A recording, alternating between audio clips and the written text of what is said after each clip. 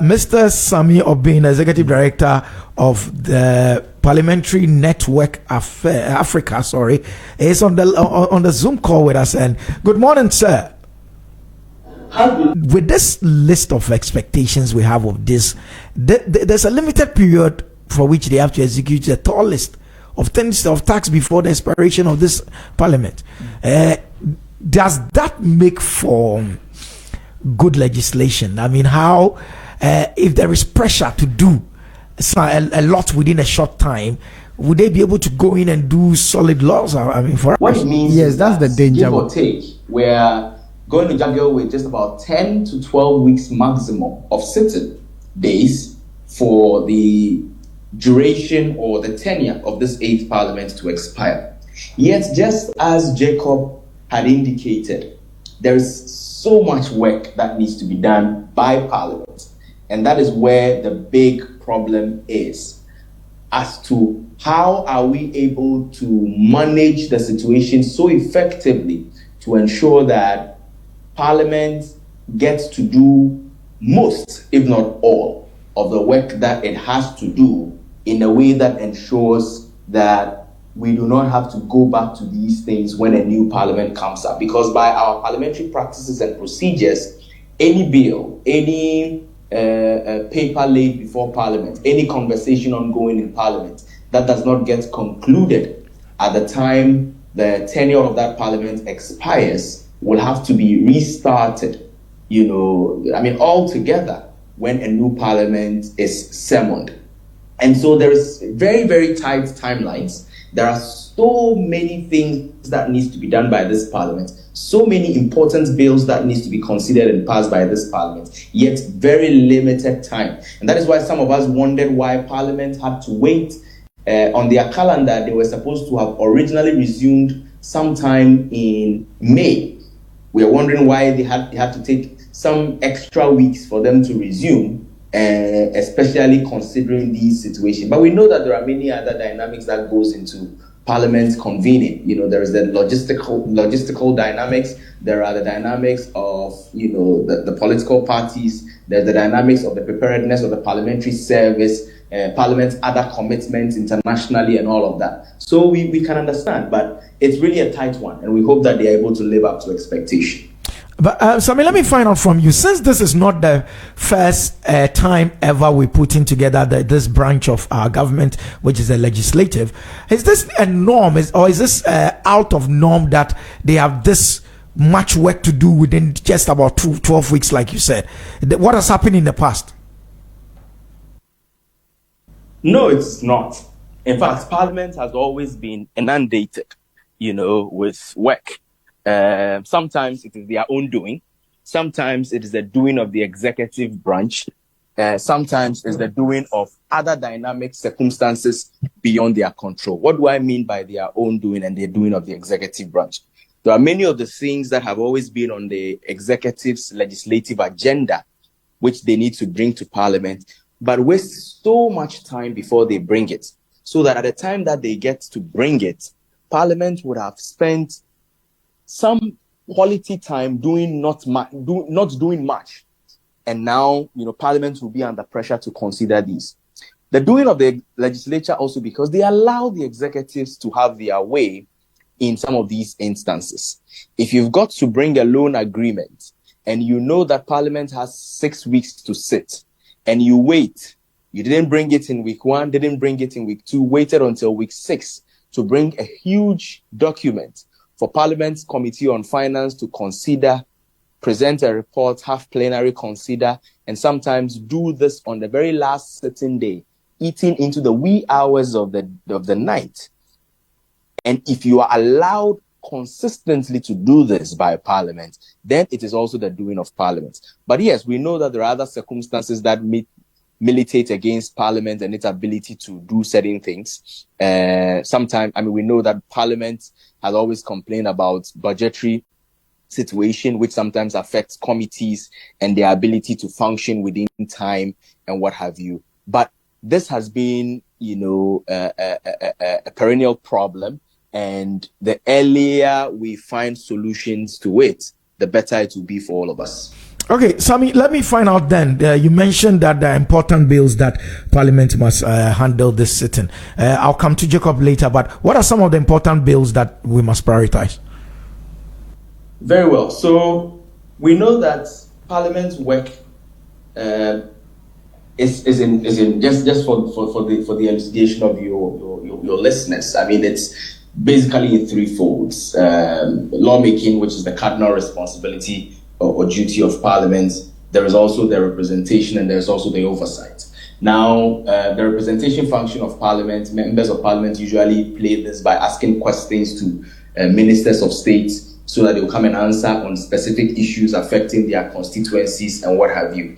And so you would have, let's say, a member of Parliament ask a question about when a road construction project in his constituency would be completed. And then you have the Minister for Roads coming to give specifics on that. Under questions, we have hundreds of questions filed by members of Parliament, which are yet to be addressed. And in fact, at the last count, there were no less than 2,000 parliamentary questions that had been filed by members of Parliament to be answered by ministers, and this related to their respective constituencies. I did not mean 200 or 20, 2,000 plus questions. So we have that, right? Now, it's not even practical for more than 10 parliamentary questions to be asked in a day. So you can imagine the deficit that we are going to have on that representational front only.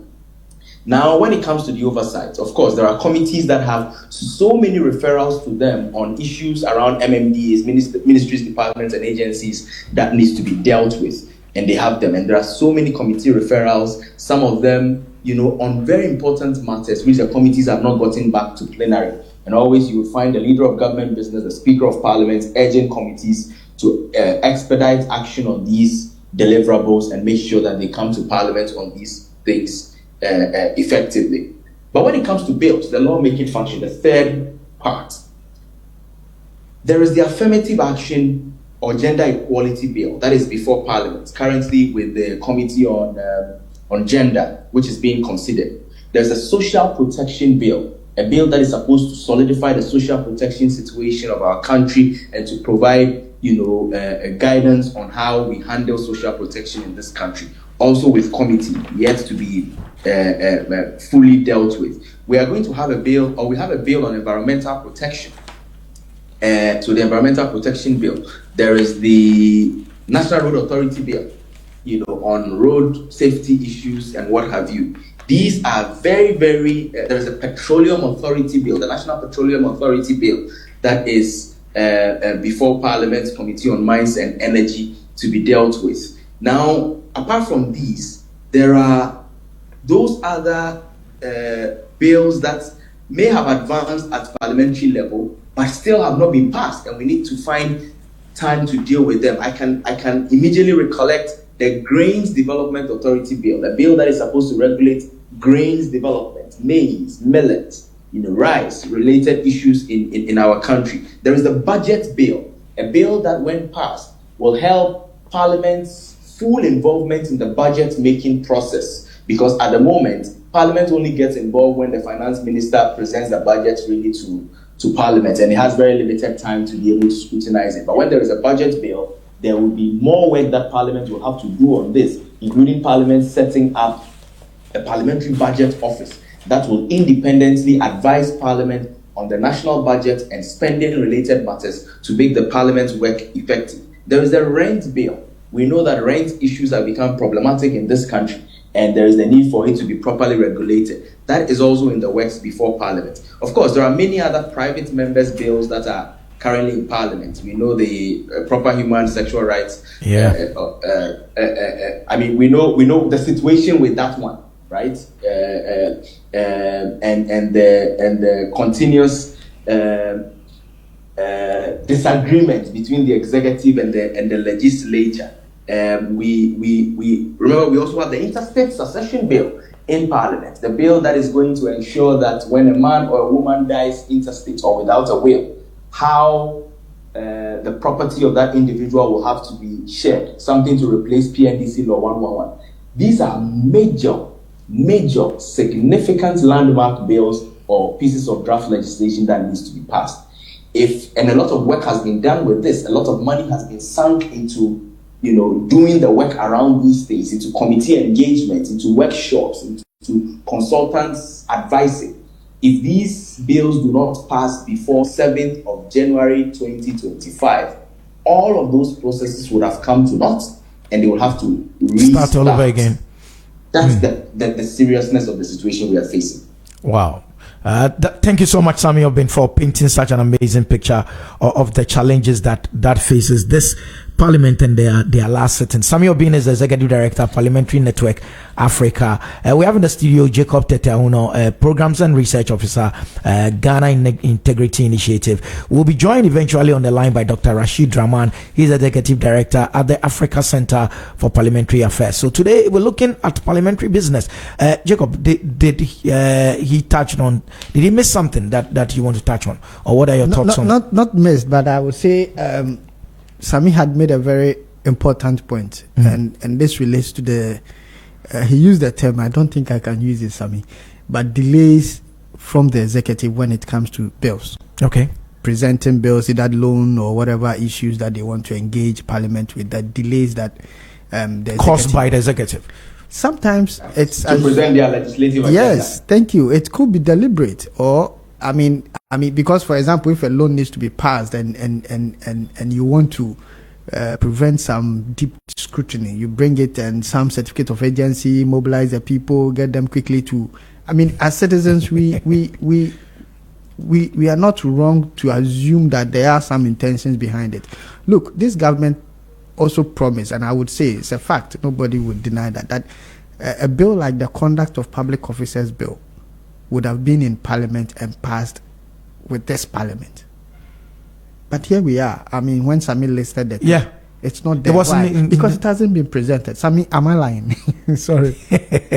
You're right, Jacob. It's not there. Yeah, and this is a very... You think it's deliberate? Organization. You think it's deliberate? I wouldn't doubt myself to say that. I like the way you put it. That's PR talk, eh? Yeah, well, because look, this. Well, I would say it's deliberate. I have to affirm that because the AG have been in workshop meetings where the AG has said yes, this will go. Even the Vice President, I think, have made this statement before that this bill will go to Parliament and will be passed before the end of their. Let's say this Parliament, let me put it that way. But it hasn't been there. It's still with the executive. Why? Why would you think they are holding on to it? Because it has some provisions that we assume will help promote transparency and accountability, and it would affect some of the executives or some, let me say, civil servants and politicians who may be indulging in acts that will go contrary to the provisions in that constitution. For example, the asset declaration as we have it is very weak, doesn't promote transparency and accountability. In the provisions of the new, let me say, the Conduct of Public Officers Bill, we are seeking for verification, we are seeking for publication and all that. And if this should go through, you know what it means for accountability, for transparency. So for you at the Ghana Integrity Initiative, this is a worry to you that in serious this worry. List, yours doesn't even come in. Thank you.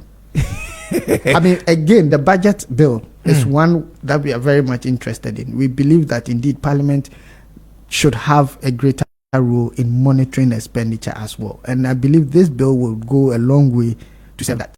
Unfortunately, as it stands now, though it is there, whether or not it will be prioritized in terms of the business for Parliament, it's something we need to look at. Of course, we would make our advocacy, engage Parliament and others to see how best they can push this through the priorities. But then these are things that we believe, at least for the ones presented, for me, Conduct of Public Officers not being in Parliament is a big negative for the government. Yeah. Sammy, in your experience, what would be the best in terms of which of this list do you think will go through before this parliament comes to a close?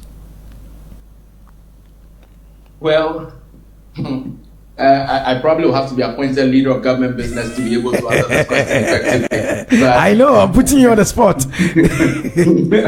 But, of course, as a civil society activist, there are a couple of them that must, it's not even negotiable, must go through. And parliaments cannot pussyfoot around those. There is no way that the affirmative action bill should not pass before the end of this period. Okay. Under no circumstance should the budget bill not pass before the end of this parliamentary tenure. Under no circumstance should the social protection bill not pass. Of course, we know that for social protection bill, for example, it is actually one of those bills that is part of the IMF's conditionalities. Okay. For passage, as part of Ghana's IMF program. It beats my imagination, just like as Jacob had indicated, why conduct of public officers have not come before Parliament yet. Yet, you have a Minister for Justice and Attorney General go on an international UN platform to tout how this will be one of the major drivers of the corruption fight, and his government will ensure that it is passed before the end of the tenure. Yet we have a couple of weeks and it is still not in there. For our folks in agriculture, I see no reason why Grains Development Authority bill should not pass before the end of this particular tenure. Yet it's actually, delayed in Parliament for logistical reasons, affecting the committee working on this. So it's a tall order, and I know that other advocates, other partners within other spaces and sectors will also have a list of bills that, in their opinion, are not negotiable and must necessarily be passed before Parliament's tenure ends. This shows the severity of the workload that actually faces Parliament, and especially also when the die could toss to either sides in the upcoming elections. And we know that when government changes, even when it changes to the same, when it changes to a different person within the same political party, the legislative agenda of the new government usually is different from that of the government that has just left, which means that things may change. Some laws may not be priority anymore, others may be priority. But if a president who, in his first State of the Nation's address about 8 years ago, promised the passage of affirmative action law, leaves after 8 years, and that law has not been passed, that will be a very, very big blot on the conscience and reputation of that regime. As an agric student, and you said farmers should be interested, I'm very much interested in the Grains Development Authority. But I thought this was so important that some of these things would have to, like you're saying, non-negotiable. They must go through. It's a must. So if they have to work day and night and put in the effort, I'm sure they will be able to pull it off. For what reason would they not push these things through? They will be, what could be some of the reasons why on this list some would not go through before this parliament's tenure comes to an end? Jerry, the lawmaking process is a long process. And maybe again, for the education of your listeners, let's just run through the process quickly.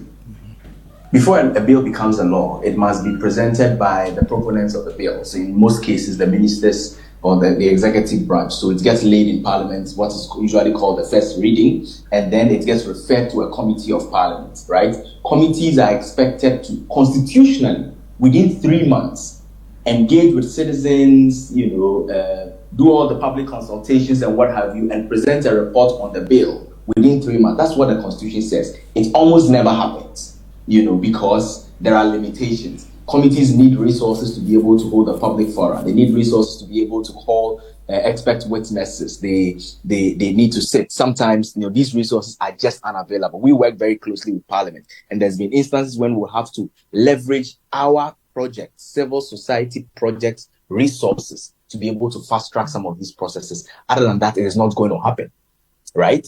That consideration of the bill requires clause by clause conversation. So if the bill is a 200-page bill, the committee will have to go through it clause by clause, dotting the I's, crossing the T's, changing whatever word needs to be changed, researching on best practices, sometimes doing benchmarking visits in other places to be able to learn what they are doing about it.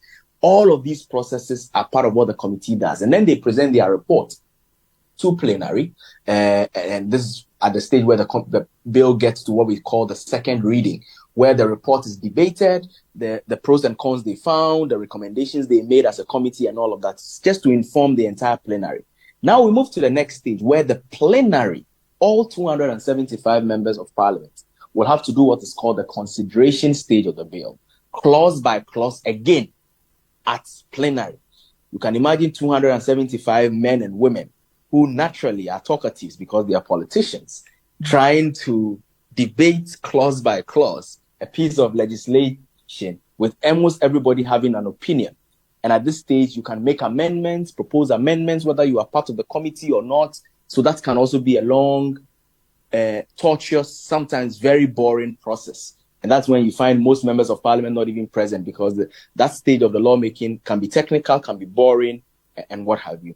Once that is done, then the bill would have been ready for passage, unless somebody raises the need for a second consideration stage, which will be the stage where something that has already been agreed to, a clause that has already been agreed to, needs to be re-looked at again. When all of this is done, then the bill is read a third time, or what's called the third reading, and deemed to have been passed before it gets transmitted to the presidency for accent purposes. Now, all of these takes time to be able to execute. And that is why it is always important that a legislative agenda is announced in time, giving Parliament enough time to do this, including the public participation phase. Because usually what then gets to suffer is that when there is not much time, Parliament will tend to say, oh, we don't have too much time to engage the public, so let's shorten that particular stage.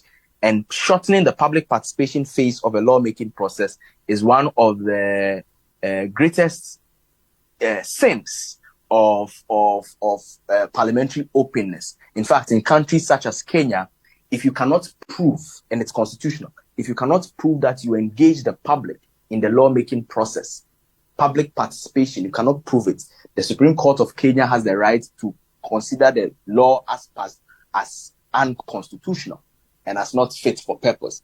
You know, it shows the gravity of public participation in all of these processes. So the challenges range from time challenges, the executive's own contribution to it, lack of resources, you know, in Parliament to be able to facilitate some of these things.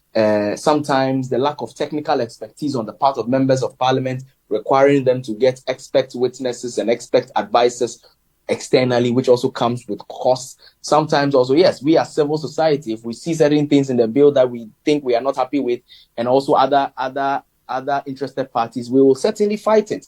And sometimes there is the back and forth on that until the right thing gets done.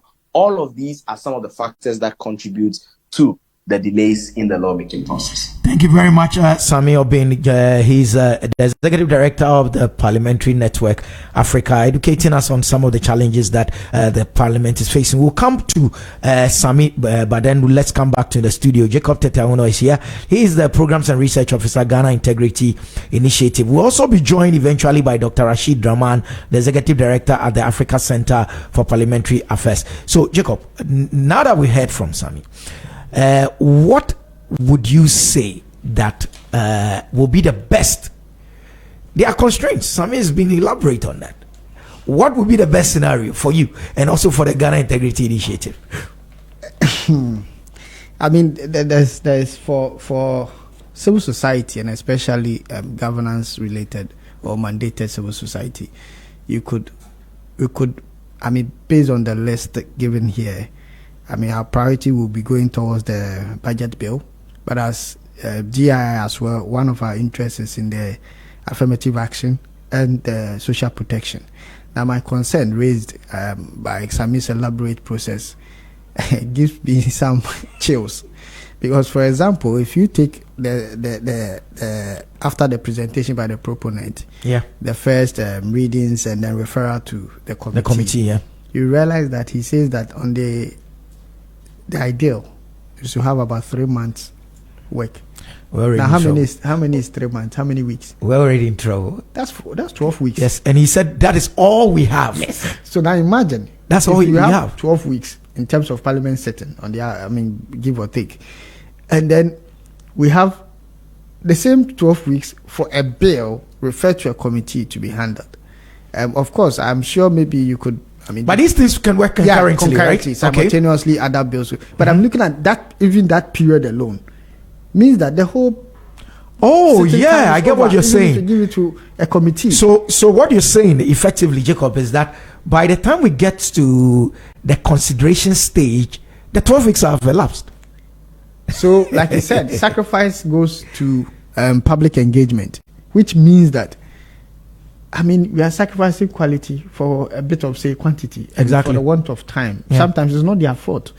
But at least a bill, I always say, until you are caught in the web, you don't know how important bills are. And if we really want our people to be involved, that's a stage we don't have to skip.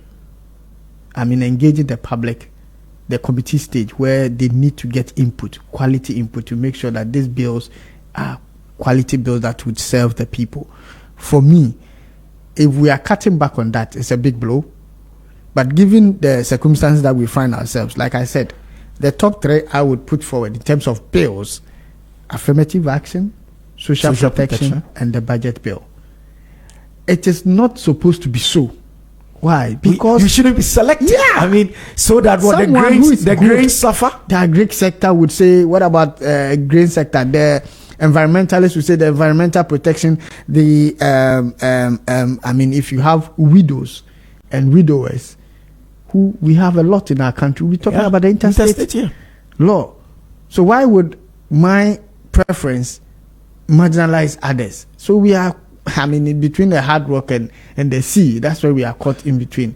But Jacob, what about those who would say that, listen, the country is still going to be there after December? Yes. So push it to next year. But from what Sammy is saying, that's what I'm saying. The process then starts all over again. Yes. Cost-wise, resources. These are, there are complaints of resources, lack of resources. Yeah. And then you end halfway, spend money on it, only to come back and start all over again and look for money to do the same thing all over again. That's for me the pain. So in terms of maybe an advice I would give, a recommendation would be to really structure some of these things and say that, okay, as Parliament, this is what we have, this is what we can do maybe for this Parliament. If it's the 9th Parliament, this is what we can do given the times. So let's prioritize the bills and say, okay, this one, when we touch it, we will make sure we end it. We don't have to leave it and start all over for the next Parliament or so. These are things we may have to consider. Again, there are other places that we don't see with our, I won't say physical eyes, but with engaging with Parliament. There are lobbying going on. Okay. Even though our system does not see lobby, but there is. So their interest, that shifts them. So even with the challenge we have here, if the Parliament could sit down and say, okay, this is the challenge we have, which bills can we pass that will have ripple effect in the economy or in the development of our citizens in order for us to be able to progress. They could do that. But other place comes in lobbying. Some they are used. It will interest you to know. You just let's monitor Parliament. Something will be brought in, will shift others aside. Something will gazump everybody else. Bulldoze everybody else aside and get its way through. And you realize that there's a big interest behind it. So these are my worries. Even with this short time, if we want to prioritize, we could and say that, okay, for the sake of time, these bills we may not be able to touch them, so we'll shelve them for the next Parliament. But interesting, the ones we will prioritize will end up not even finishing. Some of them, if I may put it that way. So what I would say is the interest. The public must be monitoring, must be engaging, and we must clearly let them know what their interests are. And again, also monitor how the executive engage with them, especially given this election year. Things will come through. Certificate of agency will be pushing through. And some of these things, there are allegations have come up. As much as I don't want to say that it has happened, and I'm an anti-corruption person, monies have exchanged hands in order to get Parliament to be able to prioritize some things. Okay. We if you ask me, I can predict this time around things like that could happen. So we need to monitor as citizens what is happening in Parliament. I mean, for the sake of accessibility, Parliament is online. You can go to Facebook and watch them. Monitor what is going on. Look at what bills is coming, how people are talking, how urgent things are being pushed, and you get an understanding of who or what may be pushing or driving some of the things. And again, this can also advise us as citizens in our vote. Look at how our MPs are behaving. Yeah. And that could advise us on whether or not we should be going with them or not with them. Outstanding issues: the majority-minority relations, parliament and presidency relations on the private members' bill, absentee MPs, etc., and their effect on parliamentary business. Mr. Sammy Obeng, are you on back on? Yes, I can hear you. Great. So on these issues, outstanding issues, let's tackle them. What are your views on? First of all, can we talk about parliamentary business within this space without talking about the big one? Somebody said the Jatta bill. What are your thoughts on all these outstanding issues, Sammy? Well, with the lifespan of the current 8th Parliament coming to an end, it is important that we do not gloss over certain things that have happened, which are outstanding, which have not been dealt with, despite the fact that we are talking about bills that needs to be passed, questions that needs to be answered, and what have you. There are also certain things that, we need to remind ourselves and remind Parliament and get them to understand and realize that we've not forgotten about these things as citizens, and it remains within their own interest to deal with these matters before their tenure ends. First, the very first day of this Parliament's tenure, 7th of January 2021, you and I remember the debacle that happened in the hallowed chamber of Parliament. The chewing of the ballot papers, and all of those things that happen in Parliament. We are almost 4 years down the line. Nobody has told us anything about why these happened, who has been held accountable, who has been punished or at the very least reprimanded, and what measures have been put in place to ensure that these things will not happen again. Everybody in Parliament, from Mr. Speaker right through to leadership on the majority and minority sides, to all the members of Parliament, are assuming or have perhaps taken this posture that, well, as Ghanaians, we are forgetful people. And so we would, allow the current trends to not make us remember these things. But you see, that is where people get emboldened to do things again and again because the earlier experience went unpunished. Similarly, we know of the members of Parliament who were absent consecutively, were hauled before the Privileges Committee of Parliament, and there are reports from the Privileges Committee which needs to be dealt with. Till date, that report has not been debated. Parliament is using technicalities, and because of that, we've not seen the end of the issue. Yet, members of Parliament will continue to be absent, and Parliament will come back and lament to us as though we hold the solutions to the problems, when they have failed to crack the whip in a way that makes people realize that you cannot take the people's mandate for granted. So these are two very important issues that Parliament needs to deal with. And mind you, because the 7th January situation was not dealt with, we saw how in the first year of Parliament, in the second year of Parliament, fisticuffs became the order of the day in settling matters within Parliament. People thought that, well, 7th January happened, nobody said anything. So anytime there are disagreements, why not throw a punch? Why not seize the speaker's seat? Why not, insult a fellow parliamentarian? Why not hold somebody by his cuff and all of that? These things cannot continue to happen, and we must find some solutions to them. Parliament must show that it is serious about dealing with these matters so that it does not become an issue that will continue over and over. But more recently, there's been other issues. There's the issue between the executive branch and the legislature, especially when it comes to private members' bills. We know how His Excellency the President had indicated he was not signing to certain bills, even putting aside the anti-LGBT one, which has gotten to court. There are the others relating to the death penalty one, the ones relating to the anti-witchcraft bill, relating to, I think, forestry commission, which the president has not signed, yet has not told us why he has not. Yet the timelines that are provided constitutionally to deal with this matter has passed. Nobody is saying anything to us. Parliament is silent. The executive is silent. And everybody is taking the Ghanaian for a ride.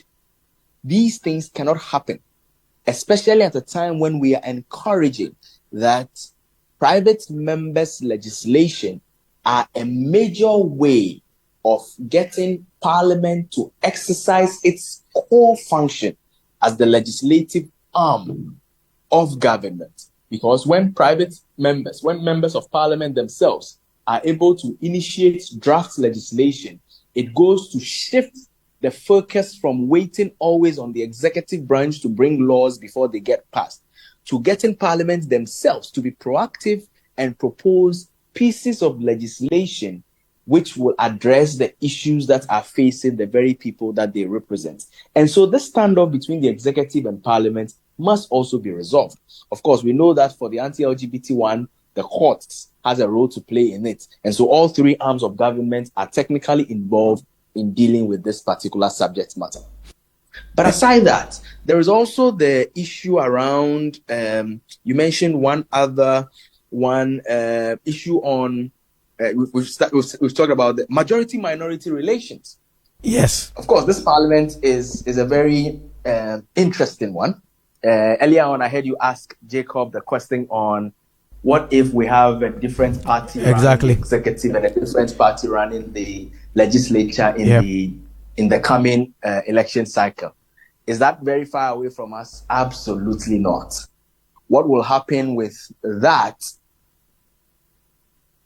is predicated on how we are handling this test pilot phase, I like to call it, that we have been provided with. Because if this pilot phase of a hung parliament separated by one independent member of parliament cannot be handled efficiently, then you can imagine what happens when the executive president says that I want to go east and the opposition managed legislature says we will go northwest. That will certainly be a problem. And that's why this period must show how Parliament is documenting the lessons from this era, how Parliament is taking the lessons and improving on the systems with respect to majority-minority relations, and how Parliament is ensuring that they are, for the want of a better word, reckying for a future possibility which is not very far from us. Because democracy has shown, countries have shown in recent elections that this situation of unprecedented voting patterns is the order of the day. South Africa went into elections recently, and we know how, they've got to name a speaker tomorrow. On Friday, they've got to name a president and a deputy president on Friday. And the ANC is in trouble. We know what it means for South Africa. It's a big problem and an issue. And people are still negotiating, probably with 48 more hours to be able to make sure that they form a government and what have you. We need to be thinking around these things and to be formulating hypotheses, so to speak, around what should be done, can be done in such instances so that we will not be caught unawares. Sammy, talking of majority and minority relations, the Ghanaian Times reports today that the minority caucus in Parliament has served notice it will boycott proceedings of the House anytime its leader, Dr. Kessie Latofosin, who is standing trial in the ambulance case, is due for court. Add this to all the challenges we've listed.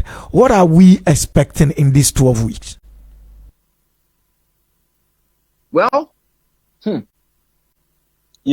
I was saying on other platforms that the minority a year ago experimented with this approach of boycotting Parliament whenever Jachi Kwesi, the honorable member of Parliament who was facing trial at the time, was in court.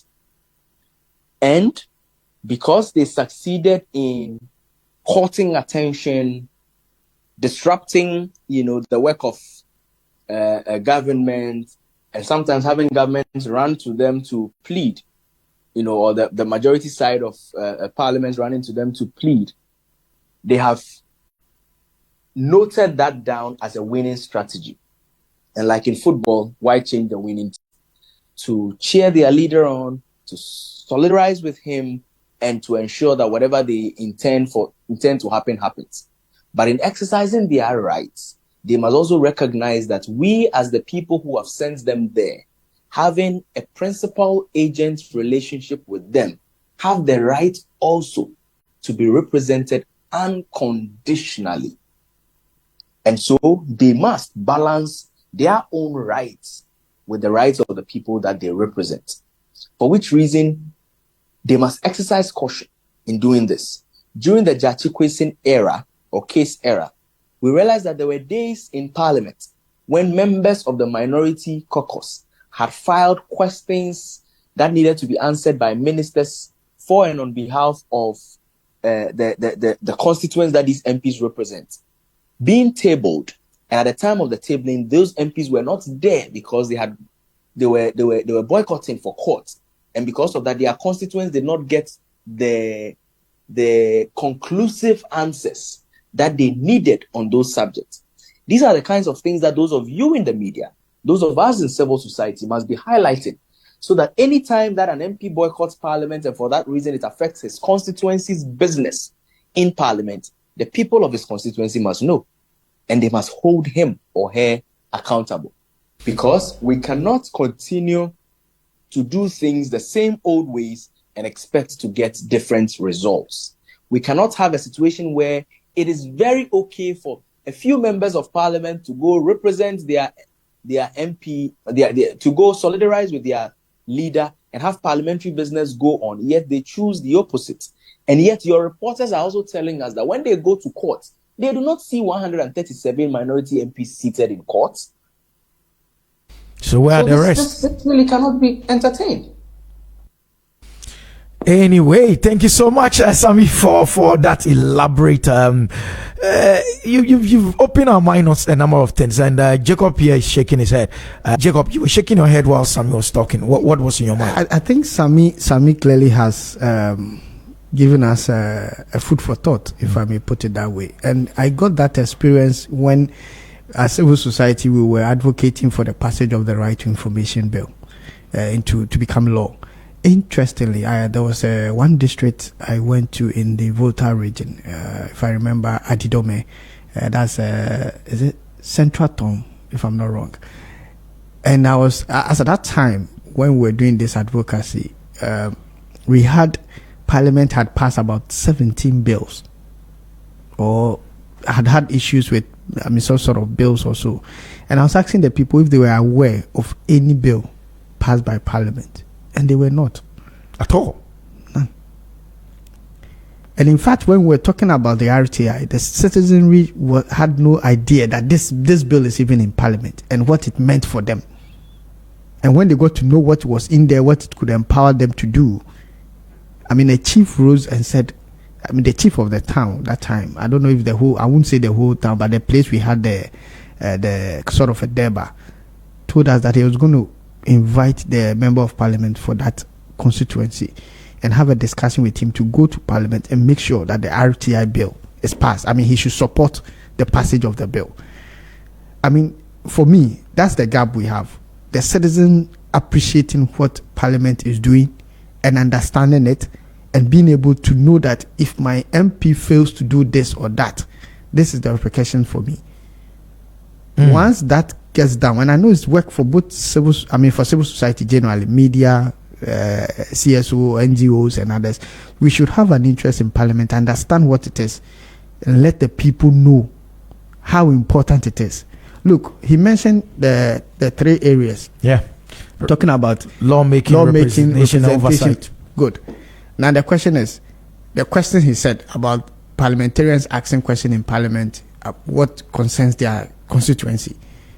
The question I ask is, how many MPs are aware of really what their constituents need? I see a gap. I've always said that we need to invest, and it's not just them. We need to invest in a way that the MPs be able to engage with their constituents. But I also think an innovative MP can go a little more. I mean, if during the recess, if you spend time and say, okay, well, maybe all the churches out, or even the landlords association, I'll meet them. You get to understand what is really happening at the grassroots to be able to carry the issues. And lawmaking involves, you are representing the people. So even if you go to parliament and there's a bill and there are different opinions of it, what you are going to represent is the opinion of your people or your constituent. Not, for me, not your party, but the people who voted you, their opinion. So the RTI bill, for example, the chief was like, this is our people. I mean, do you agree that this? And the people said yes. So we will summon the MP and tell him that when you go there, make sure you represent what we want. If they are doing politics about delay or whatever, we don't want to see you do that. We want you to make sure that you are supporting this bill. That is how far we can go. So we should hold our MPs accountable. Thank you. But the people, if you go down there, most of the people are not aware. They think their MPs are supposed to come and do developmental work, build school, the road, that. They've forgotten that all these things come as a result of bills that we have passed in Parliament.